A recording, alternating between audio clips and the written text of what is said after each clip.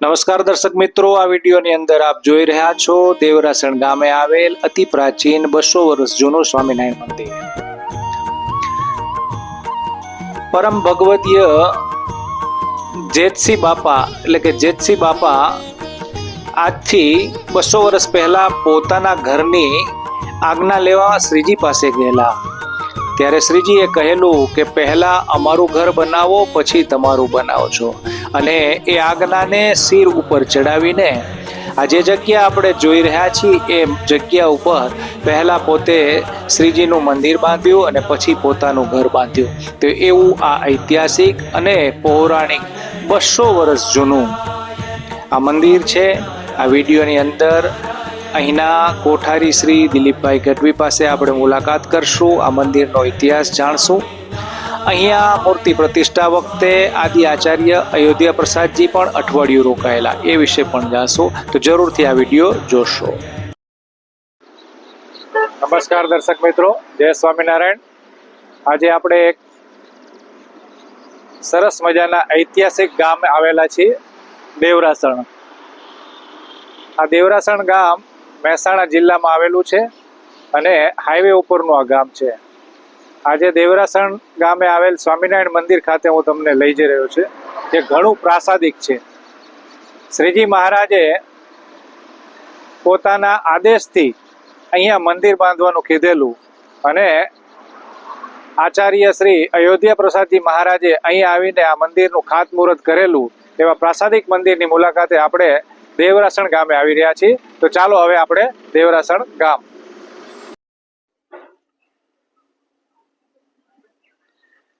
તો મિત્રો, આ છે સ્વામિનારાયણ મંદિર. આ દેવરાસણ ગામમાં આવેલ ભગતવાસમાંથી આ મંદિર આવેલું છે, જોઈ શકો છો. તો એવું આ પ્રાસાદિક મંદિર છે અને આશરે 200 વર્ષ પહેલા આ મંદિરની સ્થાપના થયેલી છે. તો ચાલો હવે આપણે આવા પ્રાસાદિક મંદિરના દર્શન કરીએ.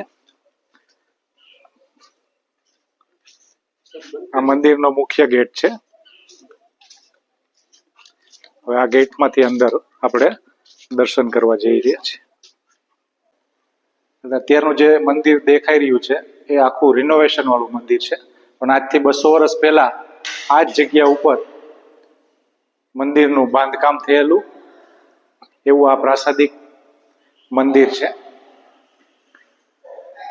દરેક દેશના દેવની અહીંયા મૂર્તિ સ્થાપન કરવામાં આવેલી છે.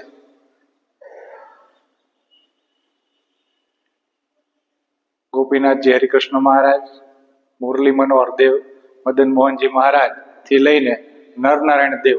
હાલમાં આ મંદિર કાલુપુર મંદિરના તાબામાં આવેલ છે. તો એવા આ પ્રાસાદિક મંદિરના આપણે દર્શન કરીએ. અત્યારે હાલમાં જે આ મૂર્તિ છે, હા, એ આ મૂર્તિ આપણે દર્શન કરી રહ્યા છીએ.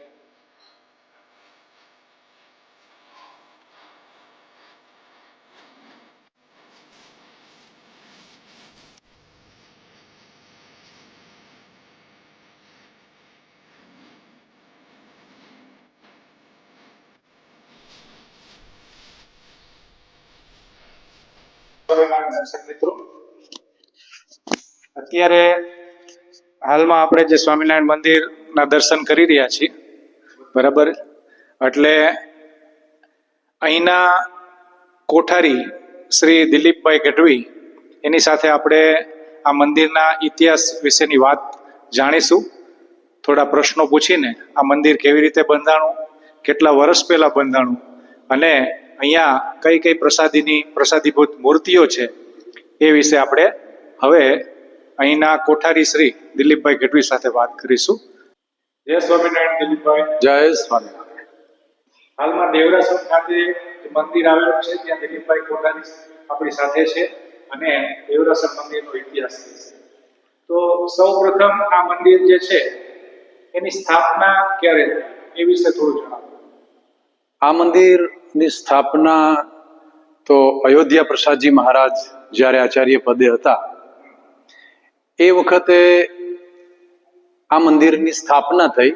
પણ એના ઇતિહાસમાં જો જઈએ તો અહીંયા નજીકમાં વસઈ ગામ છે અને મહારાજ જ્યારે વિચરણ કરતા અને એ વસઈ મુકામે પધારેલા ત્યારે અમારા દાદા, જેમનું નામ છે જેતસિંહ ચારણ, ભક્ત ચિંતામણીમાં આપણે એ નામ સાંભળેલું છે કે ભગો જીવો જેતસિંહ ચારણ વસે દેવરાસણ ગામે. એ જેતસિંહ ચારણ મહારાજના દર્શન કરવા માટે ગયા અને પ્રભુને પ્રાર્થના કરીને કીધું કે નાથ, અમારું ઘર થાય એવું કંઈક કરો ને. તો મહારાજે સામે એમ કીધું કે ગઢવી, તમારું જ ઘર બનાવશો, અમારું નહીં. ત્યારે મારા દાદા એમ કીધું કે પ્રભુ, પહેલા તમારું ઘર અને એથી વધશે તો અમે અમારું ઘર બનાવીશું. બસ એ આજ્ઞા લઈ અને દેવરાસણ પોતે પાછા આવ્યા અને તરત જ આ તમે જે જગ્યા જોઈ રહ્યા છો આ મંદિરનું પહેલા તો એકદમ જૂનવાણી મંદિર આ દિશા તરફ હતું. આજથી જ્યારે અયોધ્યા પ્રસાદજી મહારાજ આ મંદિરની પ્રતિષ્ઠા કરવા માટે આવ્યા એ વખતે આ દિશા તરફ હતું. ત્યારબાદ 1983માં ફરીથી આ મંદિરનો જીર્ણોદ્ધાર કર્યો. એટલે કે આ હાલ જોઈ રહ્યા છો એ RCC થી આ મંદિર આખું બનાવવામાં આવ્યું અને અહીંયા આખું આરસનું સિંહાસન હતું. ભગવાનની જે પ્રાચીન મૂર્તિઓ કહેવાય ને એ પ્રાચીન મૂર્તિમાં પહેલા આ હતી. જ્યારે અહીંયા સ્થાપના થઈ ત્યારે પછી ભક્તિ માતાની ધર્મપિતા, ભગવાનના ચરણવિદ, આ બધા મંદિરની સાથે આ મંદિર વખતે જ્યારે અયોધ્યા પ્રસાદજી મહારાજે અહીંયા સ્થાપના કરી આ પટ મૂર્તિની, એ વખતનું આ ભગવાનનું આ સિંહાસન. ત્યારબાદ ફરીથી વળી પાછું એ જે આરસનું સિંહાસન હતું એ જર્જરિત થયું એટલે જેતલપુર ધામના આચાર્ય શ્રી પીપી સ્વામીએ વળી પાછું આનું બીડું ઝડપ્યું. નવેસરથી આ કાષ્ટનું સિંહાસન એમના વરદ હસ્તે એમણે બનાવડાવ્યું. ફરી પાછું આખું રિનોવેશન કર્યું, રંગરોગાન કરી આ મંદિરને એકદમ જાગતું કરી દીધું. અને ભગવાનનો આ 1983માં જે વાત કહું તો આ જે મૂર્તિ છે એ 1983માં સાણંદ ઠાકોર સાહેબે આ મૂર્તિ ભેટ આપેલી. નીચે રાધા કૃષ્ણજી અને નરનારાયણ દેવ છે. એકદમ ચમત્કારિક ભગવાનની આ મૂર્તિ છે. હનુમાનજીની મૂર્તિની સ્થાપના કરેલી છે. હનુમાનજીની મૂર્તિ પણ એ વખતની જ છે અને એ પણ ચમત્કારિક હનુમાનજી છે.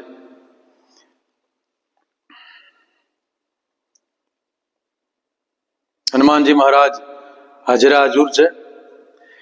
ટૂંકમાં એમ કહેવાય કે આ મંદિરમાં ભગવાન સાચે જ બિરાજેલા છે અને મનથી તમે જે પણ એની પ્રાર્થના કરો એટલે આ અમારો શ્રીજી મહારાજ બધું જ સ્વીકારી લે છે.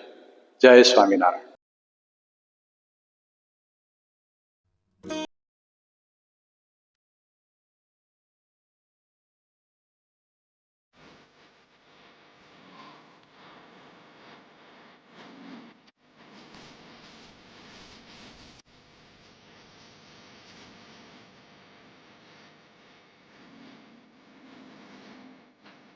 આ મંદિરની જ્યારે સૌ પ્રથમ પ્રતિષ્ઠા થઈ એ વખતે પ્રથમ આચાર્ય મહારાજ અયોધ્યા પ્રસાદજી મહારાજ દેવરાસણ મુકામે પધારેલા અને અહીંયા આવ્યા એ પહેલા આખી સંતો મહંતોની શ્રાવણી એ અહીંયા નજીક જ અમારું ખેતર એટલે કે જેતસિંહ દાદાના ખેતરમાં એમણે ઉતારો કરેલો.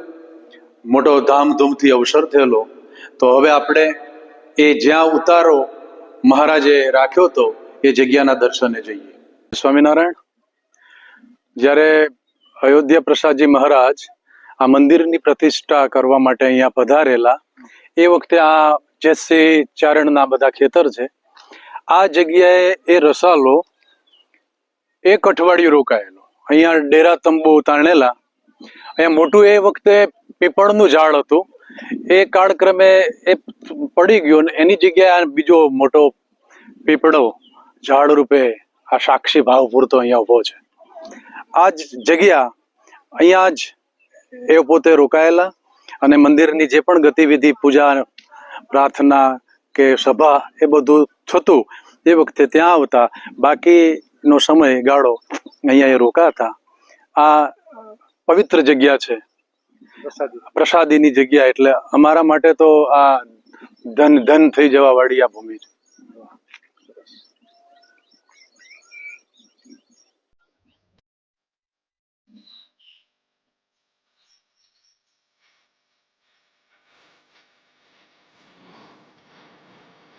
જય સ્વામિનારાયણ દર્શક મિત્રો.